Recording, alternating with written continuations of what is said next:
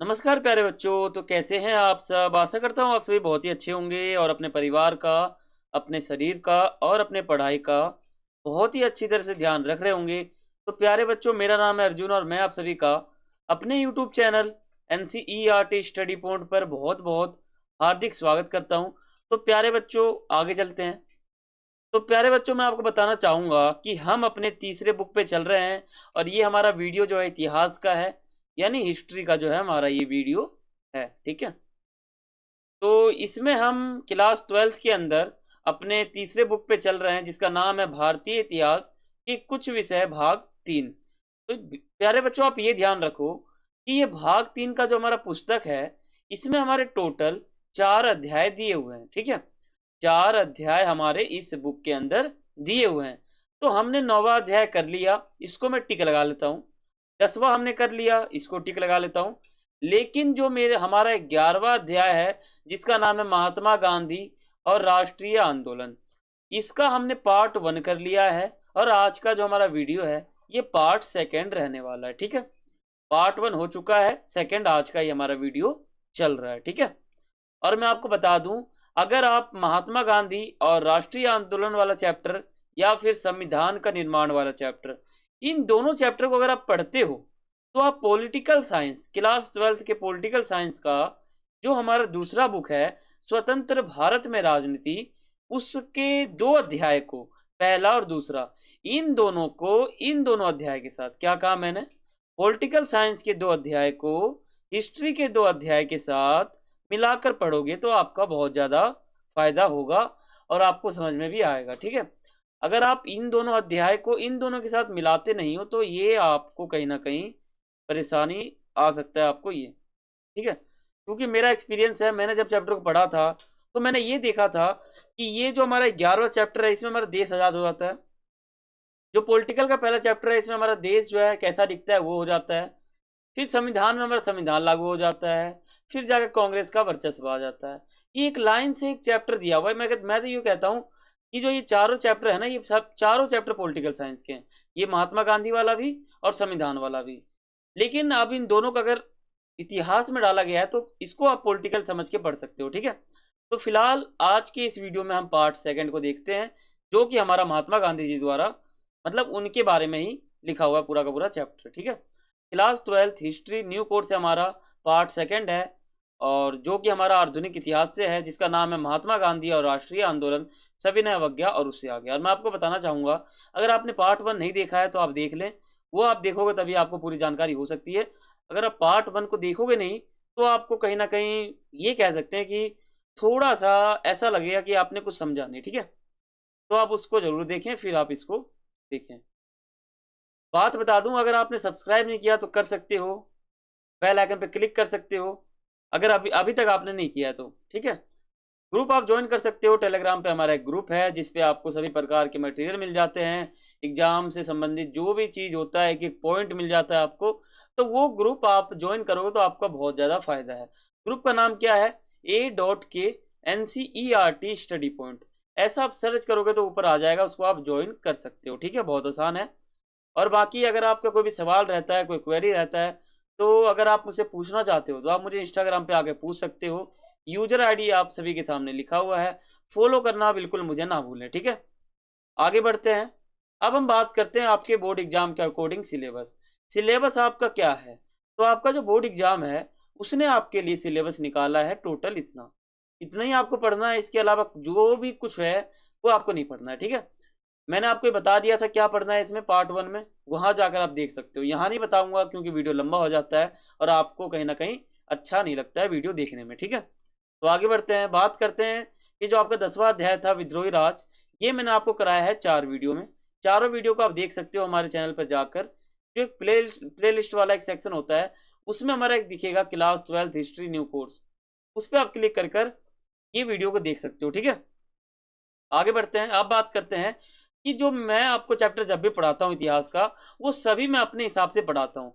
और इसमें जो भी टॉपिक मैंने आपके सामने लिखा है, इसमें से ज़्यादातर टॉपिक, यानी बहुत सारे टॉपिक जो हैं, तकरीबन 5-6 टॉपिक जो हैं, आपको आपके बुक में मिलेंगे ही नहीं।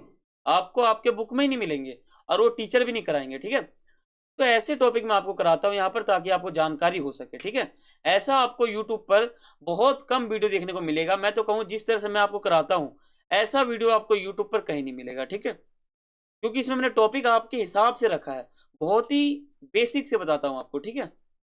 और बाकी अगर आप और किसी यूट्यूबर से पढ़ते हो, तो वो आपको सीधा पॉइंट टू पॉइंट बात करते हैं, यानी जो बुक में लिखा हुआ है वहां से चलेंगे, और जहां बुक में आखिरी है वहां तक खत्म कर देंगे, हो जाता है।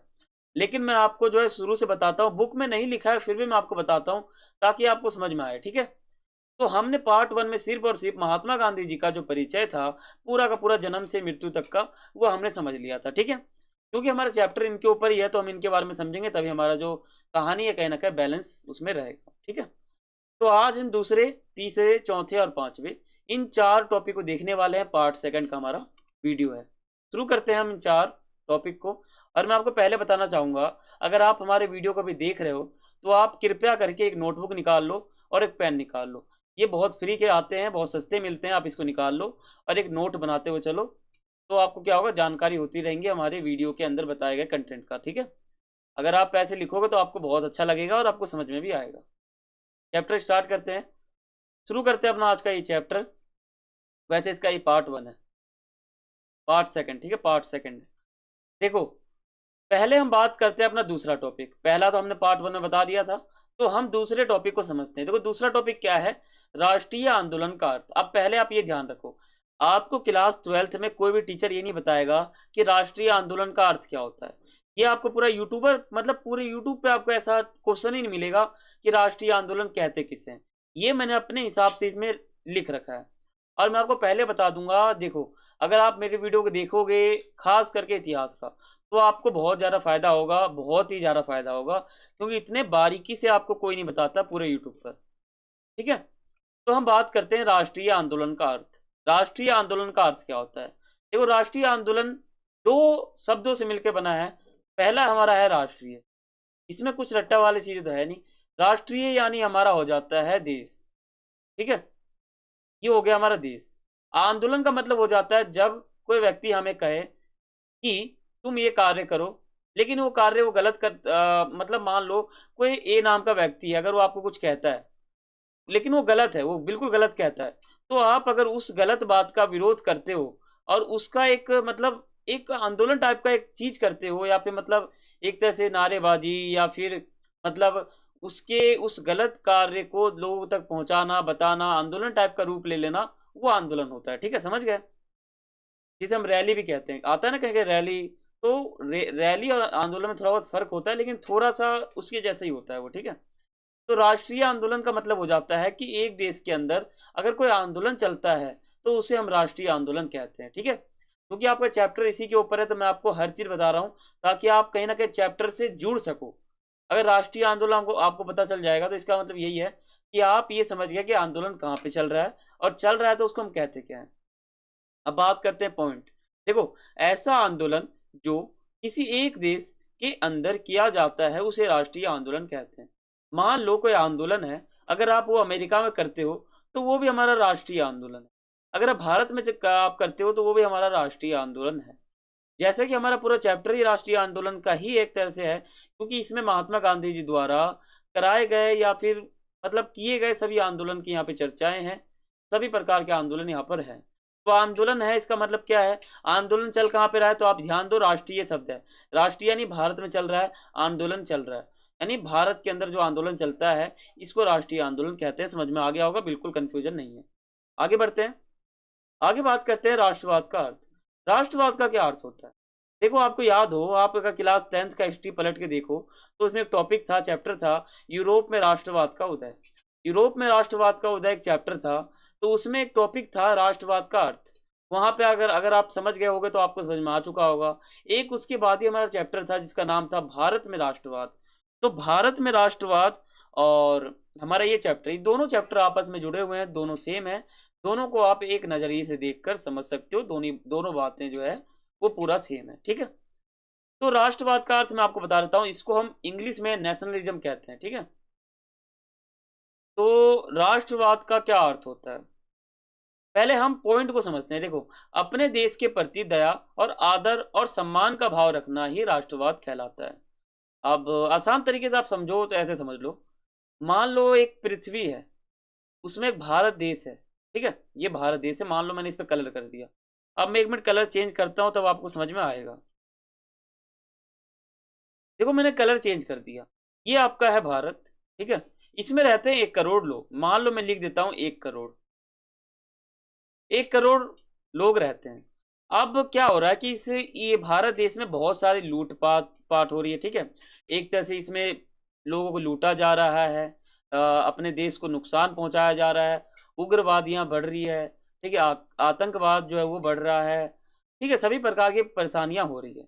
दूसरे देश भारत पे आक्रमण कर रहे हैं। अगर 1 करोड़ लोग में से अगर कोई 10,000 लोग भी अगर आवाज़ उठाए, तो ये राष्ट्रवाद है, ठीक है? राष्ट्रवाद का मतलब ही होता है कि किसी कमरे में अगर 10 लोग हैं, उसमें से 2 लोग अगर अपने कमरे के खिलाफ हो जाते हैं, अपने कमरे के लगाव में आ जाते हैं, अपने कमरे के वफ़ादार हो जाते हैं, वो राष्ट्रवाद है।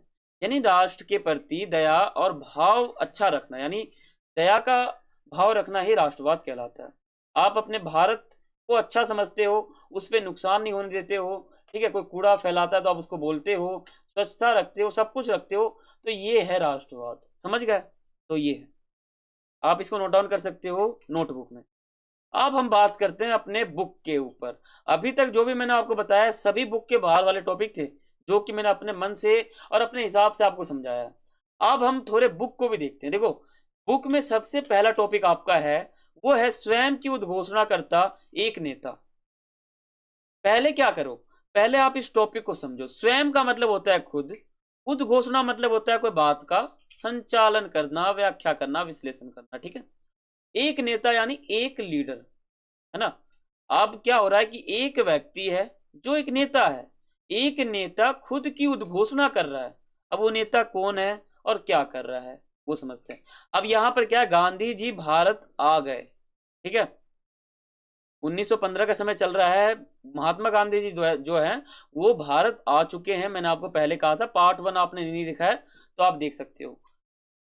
वहां पे जब मैंने आपको परिचय बताया था, तो वहां पे मैंने आपको विस्तार से बताया था कि ये जो है महात्मा गांधी, ये गए थे दक्षिण अफ्रीका, फिर वहां पर रहे थे तकरीबन 2 दशक तक, यानी 20 साल तक वहां रहे थे, ठीक है? तकरीबन, लगभग बोल रहा हूँ आपको, 20 साल तक रहे थे और फिर जाके आए थे यहाँ पर अपने देश, अपने वतन में, भारत, ठीक है? 1915 ये अंग्रेजों के खिलाफ खड़े होने लग गए थे। इनको कहीं ना कहीं अंग्रेज और इनके बीच में जो है कहीं ना कहीं हिंसा बढ़ता गया, यानी कहीं ना कहीं महात्मा गांधी जी जो है वो अंग्रेज को अपना दुश्मन समझने लगे, तो उनके खिलाफ ये चलने लगे। अब ऐसा तो नहीं है, अंग्रेज है 1 करोड़ और महात्मा गांधी अकेले हैं। अब वो जाते हैं अंग्रेज के पास, तो अंग्रेज क्या करेंगे, उनको गोली मार देंगे। तो ये क्या है, ये तो कोई बिल्कुल फायदा नहीं होगा। तो क्या हुआ कि इन्होंने एक पूरा का पूरा एक, आप अगर आपके लैंग्वेज में कहूँ तो एक गैंग बनाया, एक सपोर्ट, एक समूह, एक जनता, ठीक है? एक जनता को अपने ग्रुप में शामिल किया। क्या किया, मतलब ये है कि मतलब इन्होंने, मान लो इनका एक ग्रुप है, उनमें 2 करोड़ जनता शामिल है, या मान लो 2 लाख शामिल है, कुछ भी शामिल है, तो वो इनका एक ग्रुप है। अब क्या है कि इनका ग्रुप एक बहुत खतरनाक ग्रुप बन चुका है, तो ऐसा इन्होंने कुछ कुछ किया, यही आंदोलन का रूप लेता है। और ऐसे करते करते करते करते कहीं ना कहीं 1947 में देश आजाद हो जाता है। तो हम बात करते हैं टॉपिक के ऊपर, स्वयं की उद्घोषणा करता है एक नेता। अब गांधी जी आ चुके हैं, जो भी बातें चलेंगी इनके ऊपर चलेंगी। पूरा चैप्टर का मैं हीरो बता दूं तो हीरो यही है, ठीक है? इनको हम पूरे चैप्टर का हीरो मान के चलते हैं, जो कि नायक। इनके बिना ये चैप्टर अधूरा है, क्योंकि पूरी बातें जो है इनके ऊपर ही चलती है। चैप्टर इनके नाम पर ही रखा गया है, जिसने भी रखा है वो ये बताना चाहते हैं कि आप इनके बारे में ही समझो।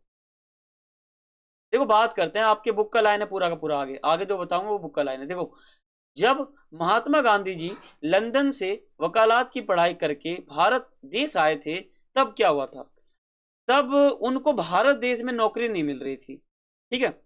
तो गांधी जी नौकरी की तलाश में विदेश गए थे, दक्षिण अफ्रीका। 1893 में ये गए थे, ध्यान रखना 1893 में गए थे। मोहनदास करमचंद गांधी जी 2 दशक विदेश में रहने के बाद जनवरी 1915 में भारत आ गए थे वापस, ठीक है?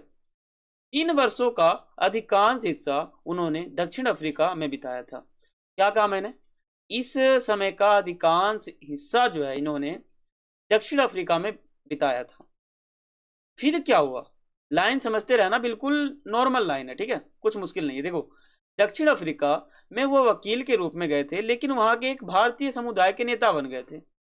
क्या हुआ, ये दक्षिण अफ्रीका गए तो थे, इन्होंने सोचा था कि मैं एक वकील के रूप में कार्य करूंगा, लेकिन क्या हुआ, वहां पर ये एक नेता बन गए थे, जो कि मतलब भारतीय समुदाय के नेता बन गए थे। ठीक है, फिर क्या हुआ, तो दक्षिण अफ्रीका ने ही महात्मा गांधी जी को महात्मा बनाया। इनके आगे जो महात्मा नामक शब्द का प्रयोग किया जाता है, वो दक्षिण अफ्रीका में ही इनको मिला। कैसे मिला, थोड़ा कहानी समझो। वीडियो स्किप करोगे तो आप बहुत गलत करोगे, ध्यान से मेरी बातें सुनो। देखो, इनका नाम है मोहनदास करमचंद्र गांधी, मोहनदास करमचंद्र गांधी। ठीक है, अब इनका नाम क्या पड़ गया, इनका नाम पड़ गया महात्मा गांधी।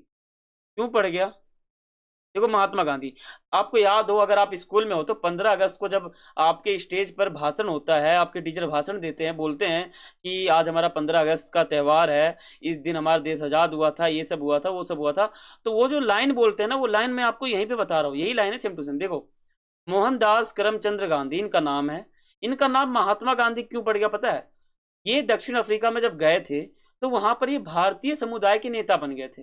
अब नेता जो है ना, वो मतलब ये जो हमारे महात्मा गांधी जी हैं, ये जनता के नज़र में वहाँ जो भारतीय समुदाय का पूरा ग्रुप है, वहाँ के बहुत ही प्रमुख नेता बन गए थे। तो जनता कह रहे थे कि आप हमारे लिए एक महात्मा हो, आप महान हो, आप महात्मा हो, मतलब आप कोई साधु हो, आप कोई ब्राह्मण हो, आप एक भगवान हो, आप एक महात्मा हो। ऐसा दक्षिण अफ्रीका में जनता ने इनको कहा।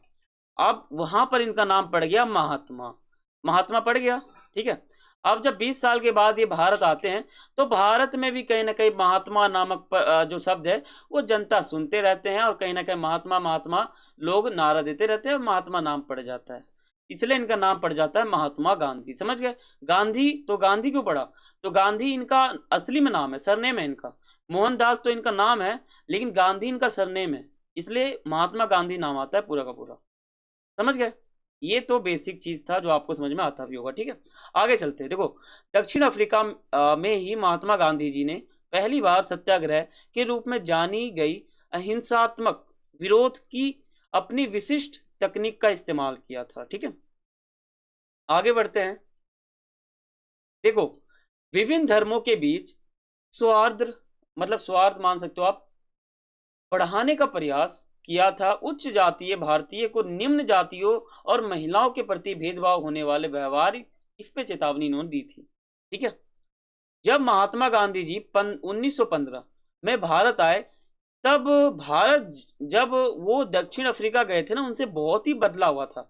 जब ये दक्षिण अफ्रीका गए और जब ये भारत आए, इसके बीच में 20 साल का जो फर्क है ना, इसमें अंग्रेजों ने और ज्यादा भारत पर अपना राज कायम कर लिया था, भारत को गुलाम बना लिया था। ठीक है, ये बहुत बदलाव हुआ, इन्होंने दिखा। लेकिन शासक, मतलब शासन जो है, शासन मान सकते हो आप, शासक यानी जो शासन करता है, और शासन एक क्रिया है जो काम करते हैं हम लोग। ठीक है, लेकिन शासन ब्रिटिश का ही था, जो अंग्रेज थे उनका ही शासन था भारत पे। लेकिन भारत के लोग राजनीति के मामले में और भी सक्रिय हो गए थे, राजनीति को यानी पॉलिटिक्स को वो बहुत ज्यादा देखते थे ध्यान से। कई जगह पर और कई गांव में, कस्बों में कांग्रेस की शाखाएं खोली जा रही थी। जो मैंने आपको कहा था ना कि आप ये पॉलिटिकल साइंस के 2 चैप्टर को पढ़ के देखना, उन दोनों को मिलाकर देखना। तो मैं आपको इसलिए कहता हूँ उन 2 चैप्टर को पॉलिटिकल साइंस के इसमें मैच करके देखना, क्योंकि यहाँ पर कांग्रेस की बात आ रही है। ये भी पॉलिटिकल साइंस का चैप्टर है, मैं आपको कह दूँ तो। ठीक है, देखो, और इस समय भारत में स्वदेशी आंदोलन चालू था। देखो, स्वदेशी आंदोलन जो है ना, बहुत अच्छा आंदोलन है। ये आपके क्लास 10th में भी होगा, क्लास 10th में भी होगा ये, फिलहाल मेरे हिसाब से तो स्वदेशी आंदोलन चालू था। अब स्वदेशी आंदोलन क्या था, इसको समझते। देखो, स्वदेशी आंदोलन, नाम क्या है, स्वदेशी, स्वदेशी आंदोलन। इसके प्रमुख नेता कौन थे, उनको देख लो सबसे पहले। ये 3 है, पहले, दूसरे और तीसरे। देखो, बाल गंगाधर तिलक, ये हमारे प्रमुख नेता थे स्वदेशी आंदोलन का, जो कि कहां से थे, महाराष्ट्र से थे। ठीक है, विपिन विपिन चंद्र पाल, ये बंगाल से थे, ये भी हमारे प्रमुख नेता थे। लाला लाजपत राय, इनको हम भारत का फ्रीडम फाइटर कहते हैं। ठीक है, अगर आप 5 रुपए का चार्ट खरीदोगे फ्रीडम फाइटर का, तो उनमें इनका फोटो दिया हुआ है। लाला लाजपत राय, ये पंजाब से थे। ये देखो, ये पंजाब से थे, ये पगड़ी पहन रखे हैं, ये पंजाब से थे। ये भी स्वदेशी आंदोलन के प्रमुख नेता थे। समझ गए, स्वदेशी आंदोलन में हमारे ये 3 नेता थे जो आप यहाँ पर समझ चुके होंगे। इन तीनों को हम बाल, पाल और लाल इस नाम से जानते हैं। बाल, पाल और लाल, ये शॉर्ट फॉर्म है, बाल, पाल, लाल। समझ गए। आगे आपको बताता हूं। देखो, इन तीनों व्यक्ति को हम शॉर्ट नाम में बाल, पाल और लाल, ये 3 नाम का प्रयोग करते हैं। समझ गए। देखो, इन लोगों ने अंग्रेजी शासन के प्रति लड़ाकू विरोध का समर्थन किया था। देखो, यहाँ पे आप ये समझो, जो अंग्रेजों का शासन हमारे पूरे भारत देश पर है, तो उनको एक लड़ाकू, मतलब इन्होंने लड़ा, अंग्रेजों के खिलाफ ये लोग खड़े तो हो गए, लेकिन हिंसा का प्रयोग किया, है ना। इनका जो स्वदेशी आंदोलन था, इनमें मतलब इन्होंने हिंसा का प्रयोग किया था। लेकिन जो महात्मा गांधी जी थे, इन्होंने अहिंसा का प्रयोग किया था, है ना। ये कुछ किया था इन्होंने। अहिंसा और हिंसा में अगर आपको फर्क नहीं पता तो मैं आपको बताना चाहूंगा। देखो, हिंसा का मतलब होता है लड़ाई झगड़ा, हिंसा भी कहलाता है, और अहिंसा भी लड़ाई झगड़ा कहलाता है। लेकिन हिंसा में क्या होता है, शारीरिक रूप से प्रयोग किया जाता है ना। और अहिंसा में क्या होता है कि विचारों से लड़ाई किया जाता है, जिसे हम अहिंसा कह देते हैं। अहिंसा यानी हाथ पैर का प्रयोग ना हो, वो लेकिन लड़ाई तो हो रहा है वहां पर भी, लेकिन हाथ पैर का प्रयोग नहीं हो रहा है, यह हिंसा है। हिंसा में क्या है, लड़ाई यहाँ पर भी हो रहा है, लेकिन हाथ पैर का प्रयोग हो रहा है। ठीक है, समझ गए। अब हम बात करते हैं गोपाल कृष्ण गोखले और मोहम्मद अली जिन्ना। देखो, मोहम्मद अली जिन्ना, इनका एक प्रॉपर फोटो है आपके बुक में, बहुत प्रसिद्ध व्यक्ति थे ये, और इनका भी कहीं ना कहीं जिक्र आ जाता है महात्मा गांधी जी के मिलन उलन में, और कहीं ना कहीं आपस में इन दोनों की बातें भी होती है। और गोपाल कृष्ण गोखले, इनको आप कैसे भूल सकते हो, ये स्वयं महात्मा गांधी जी के गुरु थे। ठीक है, तो हम बात करते हैं आगे। देखो, लेकिन कुछ उदारवादी समूह थे जो लगातार प्रयास करने की हिमायत जो है वो दे रहे थे। मतलब जो उदारवादी समूह के, यानी उदारवादी विचारधारा के जो समर्थक नेता थे, आपको ये पता होगा कि राजनीति के बहुत सारे विचारधारा हैं। राजनीति को सभी लोग अलग प्रकार से देखते हैं, किन्हीं का उदारवादी विचारधारा है, किन्हीं का समाजवादी है, साम्यवादी है, पूंजीवादी है। तो उदारवादी विचारधारा के जो हमारे नेता थे, उनका जो समर्थन था वो दूसरा था, उनका विचार दूसरा था राजनीति को लेकर। ठीक है, आगे बढ़ते हैं। देखो, महात्मा गांधी जी के गुरु गोपाल कृष्ण गोखले थे, आपको पता है। इन्होंने ही गांधी जी को 1 वर्ष तक ब्रिटिश भारत यात्रा करने की सलाह दी थी। मैं आपको क्या कह रहा था, 2 वर्ष। ठीक है, 2 वर्ष कह रहा था, लगभग आप 1.5 वर्ष मान सकते हो। ठीक है, 1.5 वर्ष आप मान, देखो इतिहास का सब्जेक्ट है, 1.5 वर्ष आप मान सकते हो लगभग। इन्होंने जब यात्रा शुरू की थी, इन्होंने जब भारत का दौरा किया था, तो 1916 पूरा कंप्लीट हो गया था। 1917 का जनवरी फरवरी का महीना चल रहा था, तो लगभग 2 साल आप मान सकते हो। फिर 1917 में ही हमारा आंदोलन शुरू हो जाता है।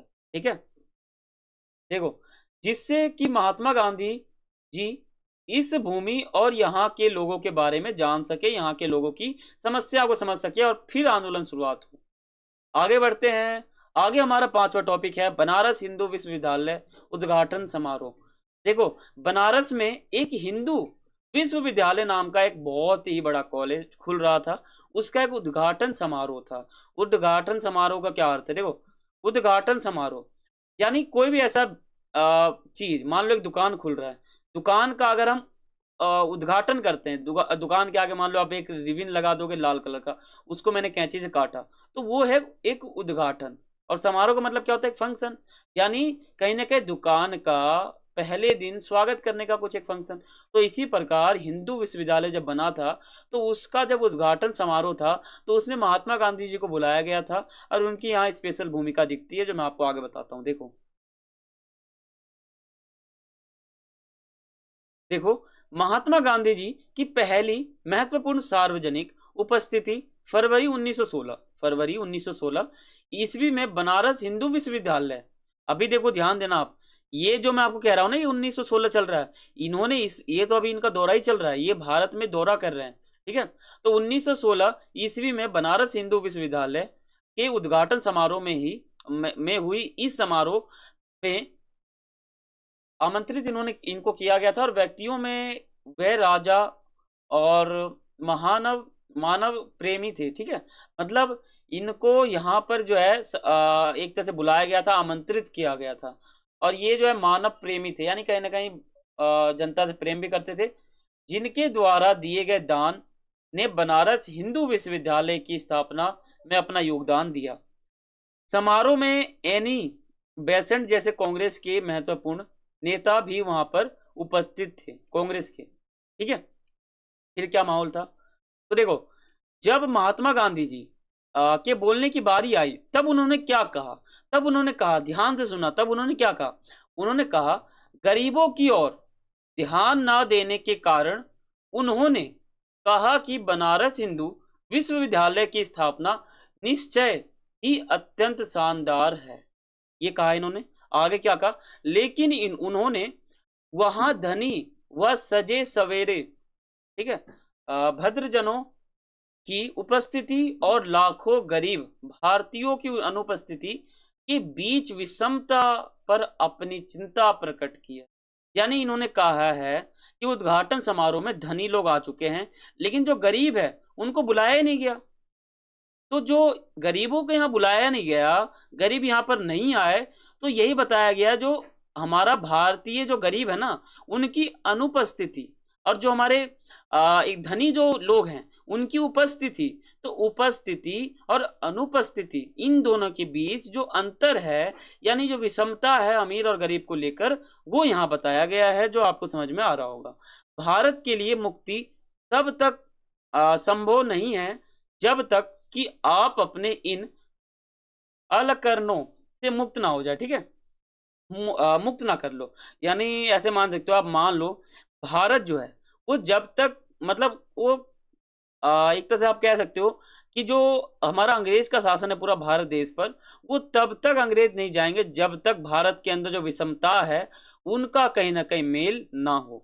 ठीक है, मेल अगर हो जाएगा तो अंग्रेज चले जाएंगे, क्योंकि एकता बढ़ जाएगी। मान लो एक कमरे में, मतलब ऐसे मान सकते हो, मान लो देश है 2 लाख लोग रहते हैं।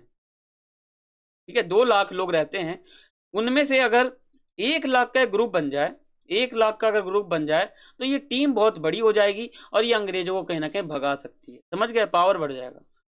वो कहते गए कि हमारे लिए सब शासन का तब तक कोई अभिप्राय नहीं है जब तक कि हम किसानों से उनके श्रम का लगभग संपूर्ण भाग खुद को और अन्य लोगों को ले लेने की अनुमति ना देते रहेंगे, मतलब देते रहेंगे उनको तब तक।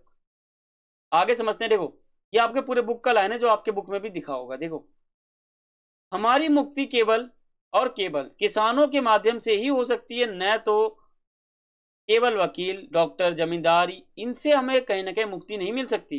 ठीक है, ऐसा ही इन्होंने कहा था वहां पर उद्घाटन में।